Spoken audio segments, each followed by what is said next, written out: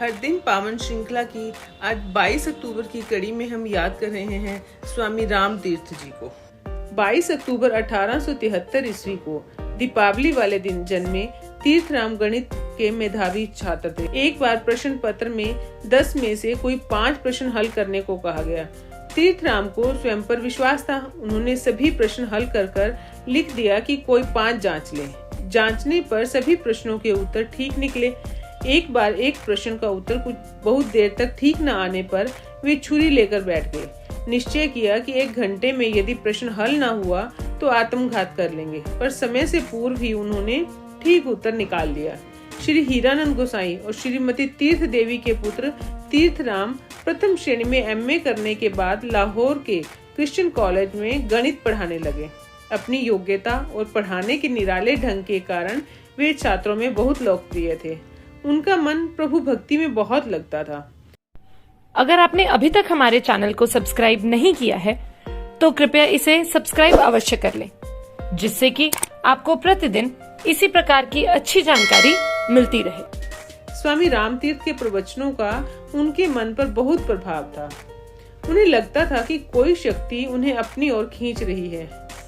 उनकी इच्छा संन्यास लेकर पूरी तरह अध्यात्म में डूब जाने की थी, पर गृहस्थ आश्रम की बेड़ियां भी उनके पांव में पड़ी थी। पत्नी और 2 बालकों का दायित्व भी उन पर था, अतः वे अनिर्णय की स्थिति में थे। एक दिन वे प्रातः कुछ जल्दी ही विद्यालय जा रहे थे।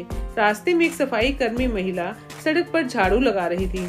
तीर्थराम जी को सीधे आता देख वह चिल्लाई, प्रोफेसर साहब एक तरफ हो जाइए, बीच में चलना ठीक नहीं, आप धूल में गंदे हो जाएंगे, इसलिए कृपया एक तरफ हो जाएं। वह तो उन्हें धूल से बचाने के लिए यह कह रही थी, पर तीर्थराम जी ने उसके शब्दों में छिपे मर्म को पकड़ लिया। वे समझ गए कि गृहस्थ या संन्यास में से एक मार्ग चुनकर उन्हें अब तक एक तरफ हो जाना चाहिए। उन्होंने उसी क्षण संन्यास का निश्चय कर उस महिला के पांव पकड़ लिए। माँ, तुमने तो मेरा संशय मिटा दिया, अब मैं हमेशा के लिए एक तरफ ही हो जाता हूँ। विद्यालय पहुंचकर उन्होंने त्याग पत्र दे दिया। उनके साथियों ने उन्हें बहुत ऊंच नीच बताने का प्रयत्न किया, पर वे अपने निश्चय से नहीं डिगे। 1899 ईस्वी की दीपावली पर उन्होंने संन्यास ले लिया और उत्तराखंड की यात्रा पर चल दिए। उनकी पत्नी भी जिद पूर्वक उनके साथ चल दी। हरिद्वार से आगे गंगा के किनारे चलते हुए उन्होंने पत्नी से कहा, अब हम पूरी तरह प्रभु के आश्रय में हैं, अतः तुम्हारे सिर पर आभूषण शोभा नहीं देते, इन्हें गंगा जी में फेंक दो। महिलाओं को आभूषण अत्यंत प्रिय होते हैं, अतः पत्नी एक बार तो सकुचाई, पर फिर उसने आभूषण और सब धन गंगा माँ को समर्पित कर दिया। 1-2 दिन इसी तरह वे चलते रहे। एक दिन उन्होंने कहा, सन्यासी अपने पिछले जीवन के साथ भावी जीवन के लिए कोई भी आकांक्षा नहीं रखता। मोह और माया का त्याग ही सच्चा सन्यास है, अतः इस बच्चे को भी माँ गंगा की झोली में डाल दो। लेकिन उनकी पत्नी अपनी कोख से उत्पन्न बच्चे को त्यागने को तैयार नहीं हुई। इस पर स्वामी जी ने उसे भी घर लौट जाने को कहा। पत्नी वापस घर लौट आई। संन्यास लेकर वे स्वामी रामतीर्थ के नाम से प्रसिद्ध हुए।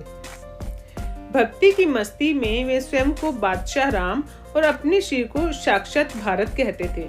टिहरी के पास भिलंगना नदी के तट पर स्थित ग्राम सिमलासू में उन्होंने लंबी साधना की और वहीं पर 17 अक्टूबर 1907 को दीपावली के दिन उन्होंने जल समाधि ले ली। इस प्रकार उनका जन्म, संन्यास और देहांत दीपावली वाले दिन ही हुआ। भारत माता की जय।